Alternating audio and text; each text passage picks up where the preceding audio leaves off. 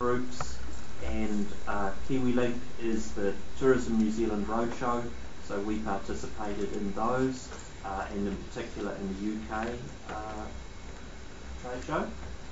Trends is the New Zealand trade show. Again, we ran a booth there, and there's about 250 buyers and about 300 sellers at that trade show. As you all know, Rugby World Cup was a major event for New Zealand and a major experience. Our involvement in that was very much around exposing the travellers to what Taupo has to offer over that period, guidance and hosting media, and also hosting the teams, of course. Convention and incentive activity. The Bureau, which is the operators who are heavily involved in this area of business, has basically been completely reformed. The FAMIL program of bringing trade buyers and association buyers and major corporates is back and functioning well. We've re-established a whole process of sales calls to major corporates, and we're in the process of really setting the program for exhibiting at specialist trade shows, which Explore, and there's another one called Convene, which has been expanded from Auckland to cover basically down to Taupo, the sort of Waikato, Central North Island region. And we've produced a product directory, and that's going well. In my opinion, this is a really important area.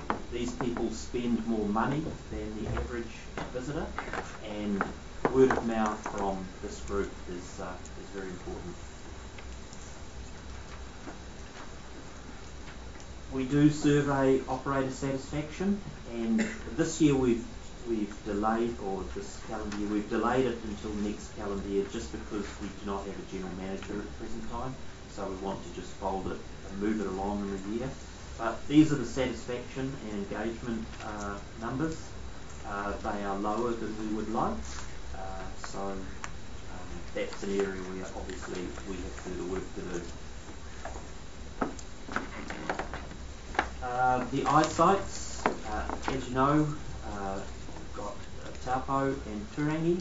Taupo is a jewel in the crown in terms of its physical location and the activity and positioning that it occupies.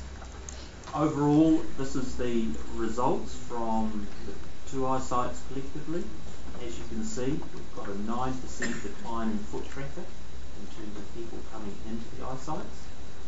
We had a growth in overall commission sales, and we set a target of 5% net revenue increase. We didn't achieve that, and the result has actually been minus 0.92% revenue increase. So we've had a slight reduction in net revenue.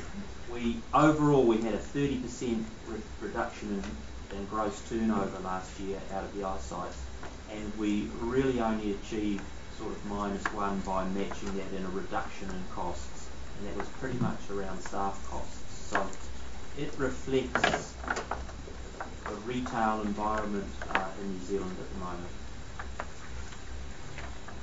Sorry, that's the eyesight slide there.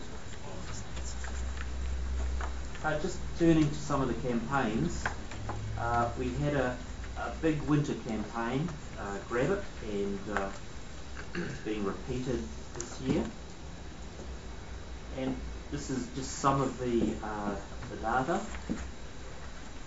We had over $20,000 of industry participation in that campaign. Air New Zealand partnered in that campaign, and we had over 3,000 referrals there. And as you can see, quite a high level of activity. Traffic to the website up 50% on the preceding period. Now, we can't attribute it all to the campaign, but specific campaigns like this are a driver of visitation. People are looking for a deal at the moment. it is our off-season, so hence a sort of value-based campaign at that time of year. Spring, a smaller campaign, really focusing on the retro great memories concept. Similar sorts of performance, and you can see $35,000 worth of industry investment. Again, the website performing well, and we used a number of partners such as AA in terms of getting referrals, and you can see the mobile site really starting to pick up.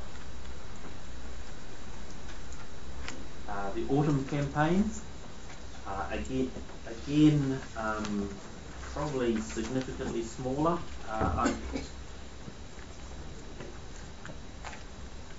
and what we have is really trying to focus more on the destination. Website performance good, starting to move more into social media and trying to use cheaper channels of awareness raising. Overall, there's a question about how much destination management how much destination marketing we should do versus how much of the campaign activity we should undertake, and that's something that we'll be looking at in the coming year. But overall, the campaigns have certainly raised awareness of Taupo as a destination. They complement the events strategy. The focus is very much in the off-season and shoulder season, and will sort of leave the summer to by and large look after itself, and the events will drive visitation in that period. So these are very much about filling those periods of the year which aren't otherwise met. So trying to improve the seasonal performance of Taupo for operators. And that concludes my presentation. In summary, one more slide which I put in there. Taupo's had a difficult year, consistent with the national perspective. Accommodation is recovering, just. Our sort of component of retail, eyesights, flat, but we have achieved a balance by cost cutting. The website performance is rising and rapidly, particularly the mobile site, and that's where we'll be pushing our investment. Conventions and incentives is maintaining its position.